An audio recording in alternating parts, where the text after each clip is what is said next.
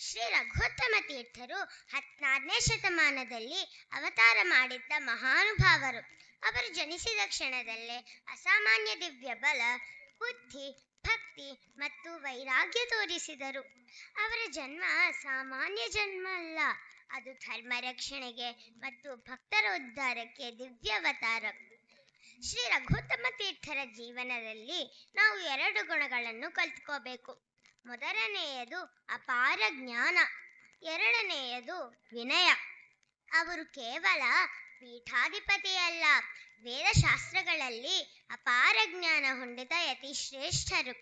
ಧರ್ಮದಾರಿ ತಪ್ಪುವಾಗ ಸರಿಯಾದ ಮಾರ್ಗ ತೋರಿಸಿದವರು. ಭಕ್ತರು ಕಷ್ಟದಲ್ಲಿ ಬಂದರೆ ಸ್ಪಷ್ಟವಾಗಿ ಪರಿಹಾರ ಹೇಳಿದವರು. ಎಂಥ ಬಹಳವನ್ನು ಮಾಡಿದ್ದಾರೆ ಶ್ರೀಗಳವರು. ದಾಸರೊಂದು ಕಡೆ ಹೇಳ್ತಾರೆ, ಸಾಧನ ಶರೀರವಿದು ನೀ ದಯದಿ ಕೊಟ್ಟದ್ದು ಸಾಧಾರಣವಲ್ಲ ಸಾಧು ಪ್ರಿಯನೇ. ಅಂತಹ ಜೀವನವನ್ನು ನಡೆಸಿದವರೇ ರಘುತ್ತಮ ತೀರ್ಥರು.